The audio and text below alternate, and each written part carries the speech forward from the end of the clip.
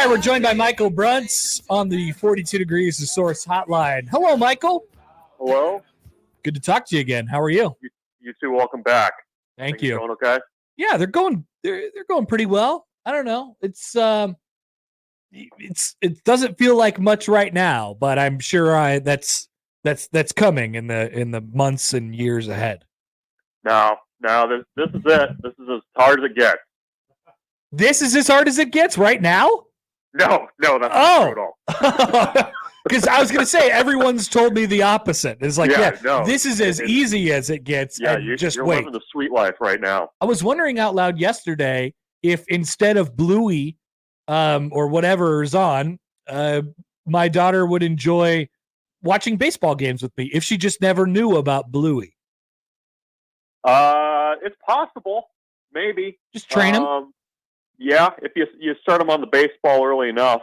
She's only going to know the Bobby Witt Royals, so I know it can only go downhill from there. But I think you might be okay with that. You have to consider this too. I mean, you've got probably like 3 years. There's some show out there that's being developed that's going to be the drug of choice. Like you might even be post Bluey right now. Yeah, it'll be on the newly formed Chick-fil-A Plus. They're going to do content apparently. Nice. Maybe they should band with other kids networks and form some kind of loose thing that you could pay for together. No doubt. That's absolutely going to happen for sure. And then it's cable, just featuring Chick-fil-A again. Cable 3.0. What do you think about Bo Nix? Like it. It's not going to be boring. No, it definitely will not. He has proven that in his college career. Yeah, I'm moderately intrigued, and that's more than I can say for Brock Osweiler, Trevor Siemian, who else? Paxton Lynch. You never lied to yourself about Russell Wilson last year, did you? No. I was never. There was never. Well, if you can just none of that. It was just we're just playing it out. Playing out the contract. Okay. All right. Mate, you might have got Michael back. I was worried about you, Bruntz, because it seemed like you were just going to be out on sports if things kept trending in that direction. So Bo Nix maybe is our hero here. He brought me back in. Yep. That's good. I'm happy. We'll see how long that lasts. Week 2, maybe. All right, Bruntz. So, hey, we were just coming off a conversation where we were talking about Dylan Raiola and how unique what he takes over is in terms of quarterbacks of his caliber. Like he's a rare 5-star who not only has chosen to go to Nebraska, a program that hasn't won anything of note in a long time, but also the offense that he goes in and what is his expectation sort of early on, like what he's going to have to do. It's hard. It's something we talked about at the very beginning. Like it's not going to be very easy. So I wanted people to sort of remember that when we start making projections about what his stats or what his career is going to look like, it may not be as pretty as Caleb Williams. I think that's a notable thing here. Yeah, no, I mean, I think you kind of have to take it with a pretty big grain of salt, like what the future can be there. I mean, I think Nebraska has gotten better around him, which will help. I mean, if Nebraska only needs him to be a point guard and kind of set up teammates, I think that's it can work. That can work. If you're relying on him, I mean, he's going to have to make throws. I mean, there's no doubting that. But I think what you don't want is you don't want a situation like Adrian Martinez kind of had in 2018, where it was like, you need to go win us the game, and you're the focal point of the offense. I mean, I think that's kind of important to kind of keep in mind as the season gets underway is, you're going to ask the quarterback to do some things. He's going to have to do some, read some defenses he hasn't seen before, deal with things, new things, but can you still rely on Nair, Banks, the big group of running backs? Like, can you lean on them at various times rather than like needing a true freshman to go out and win every game for you? Because I think that's a bad recipe. for early success I think for a freshman quarterback. Arguably, like, it becomes more important that Nebraska does that just because of it surrounds him with players that can win. You know, like, and I'm not talking about win games. I'm talking about like winning against the guy in front of you. I mean, because they're going to play it pretty straight up. You know, it's a pro style offense. Like, it's not going to get too, creative in terms of the things that they're doing. They'll just have to straight up make plays. So like you could make a case that if they don't do that, he could suffer a worse fate than any of these guys just because of what they don't put around him.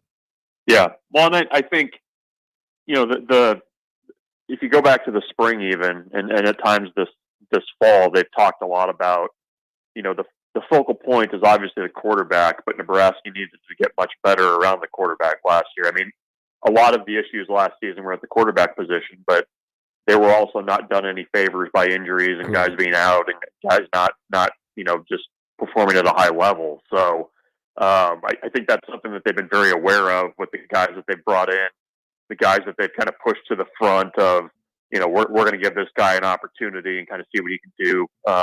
So I think they're aware of that. And I think there is some things that they can do scheme wise to help him too, and kind of accentuate what I think Dylan will do well. So I think there's at least a little bit more latitude with that this year than what there was last year. Yeah, they have. They think they have. I mean, that's one thing that we've certainly learned. Over the last month or so when camp has started, they feel like they have some dynamic playmakers on the edge. I mean, that is if there's a stock up position, just the way the coaches talk about it, it's definitely those wide receivers. Yeah.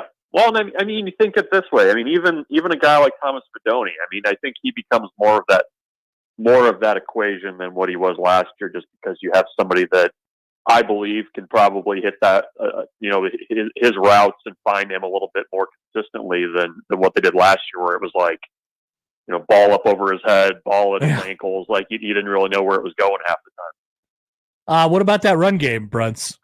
Where do things stand with that? I don't know that any real momentum has been gained. It's like in the running back room. They're waiting for somebody to kind of break out still.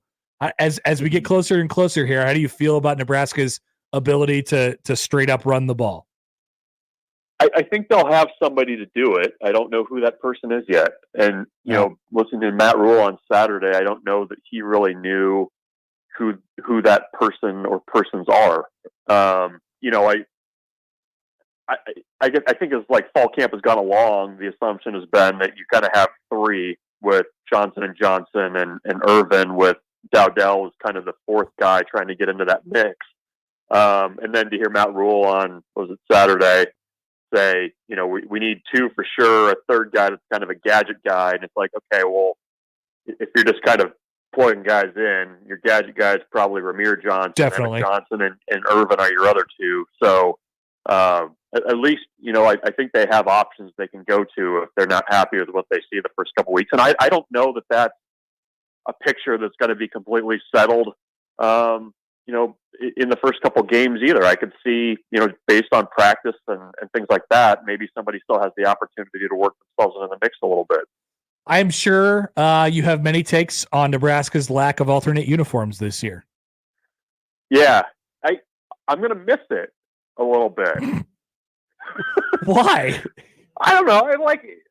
I feel like it's always one of those things that people get irrationally fired up about. Yeah, that's definitely true. So you'll miss the discourse. I miss the just kind of crazy discourse around it, and people thinking that somehow Nebraska's record in games where they're wearing the alternate uniforms are a reflection of the alternate uniforms, and not the fact that Nebraska's just struggled so much for the last 7 years.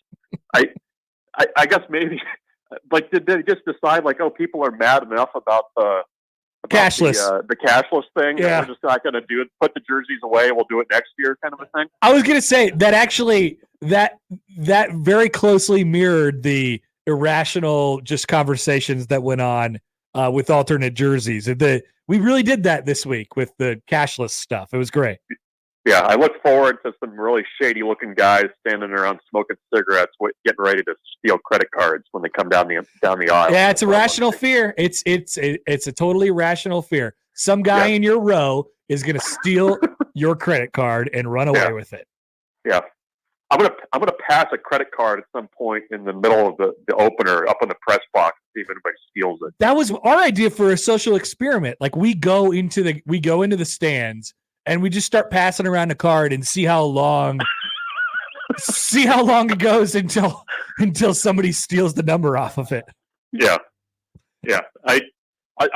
I'll send it down the line. I'll pass it by Schaefer and BC and pass the other radio guys and see if I can make it to you. That's what I'm going to do. Yeah, I'll pull out my phone and take a picture of it just so we can end the experiment right there. Yeah. Very good. All right, Bruntz. Good to talk to you as always. We'll see you next weekend. Yeah, it's on the calendar. All right, see ya. Yeah. Michael Bruntz, Husker 247.